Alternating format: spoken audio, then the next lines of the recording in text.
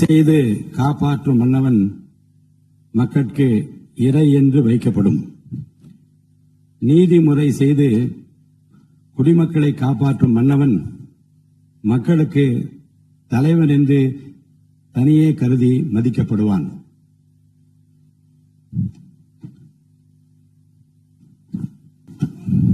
மாண்புமிகு தமிழ்நாடு முதலமைச்சர் புரட்சித் தளபதி அவர்களின் 52வது வயதினை பூர்த்தி செய்து 53வது அகவையில் அடியெடுத்து வைத்துள்ளார் என்பதை அறிந்து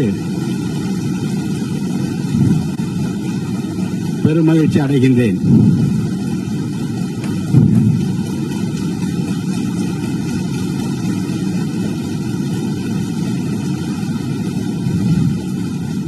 தமிழக அரசியலின் மறுமலர்ச்சி நாயகராக, சொல் வீரர்களுக்கு மத்தியில் செயல் வீரராக, திரைத்துறை மற்றும் அரசியல் துறை என இரண்டிலும் மக்களின் நம்பிக்கை நட்சத்திரமாக, நிமிர்ந்த நன்னடை,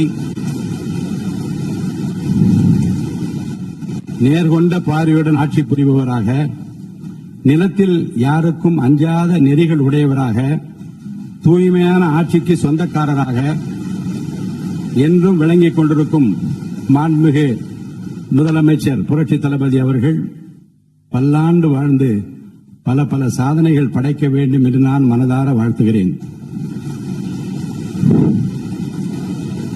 கண்ணுக்கு அழகு இமை, விண்ணுக்கு அழகு மழை, மண்ணுக்கு அழகு மரம், சொல்லுக்கு அழகு தமிழ், தலைமைக்கு அழகு எங்கள் முதல்வர் தான் என்று மக்கள் நினைக்கும் முதல்வருக்கு என் பிறந்தநாள் வாழ்த்துக்கள்.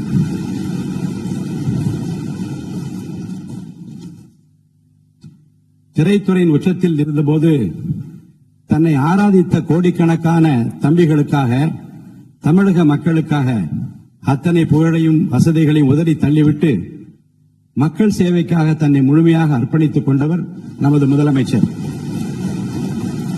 அரசியல் களத்தில் எதிர்கொண்ட பெரும் சோதனைகளையும் அபாண்டமான அவதூறுகளையும் தனது அசாத்திய பொறுமையாலும் மக்கள் பலத்தாலும் முறியடித்து இன்று வென்று காட்டியவர் நம் முதல்வர். அவருக்கு என் பிறந்தநாள் வாழ்த்துக்கள்.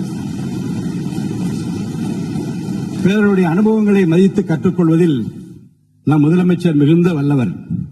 வெளியில் உள்ளவர்கள் நினைப்பதை காட்டிலும் தமிழகத்தின் அனைத்து துறைகள் குறித்தும் மக்களின் தேவைகள் குறித்தும் துல்லியமான விவரங்கள் அவருக்கு அச்சு பிசகலாமல் தெரியும். எதனையும் ஆழமாக சிந்தித்து முடிவெடுக்கும் அவரது நிர்வாக திறமை அனைவரையும் வியப்பிலே ஆழ்த்துகிறது. தன் மீதான விமர்சனங்களை தன் செயல்களால் முறியடித்து ஒரு தேர்ந்த ஆளுமையாக தினந்தோறும் அரசை வழிநடத்தும் வித்தகருக்கு, முதல்வருக்கு என் பிறந்தநாள் வாழ்த்துக்கள். தமிழக அரசியலில் புதிய சகாயத்தை படைத்து ஏழைகளின் சிரிப்பில் இறைவனை காணும் மாண்புமிகு முதலமைச்சர் சி. ஜோசப் விஜய் அவர்கள் நல்ல ஆரோக்கியத்தோடும் நீண்ட ஆயுளோடும் வாழ வேண்டும் என்று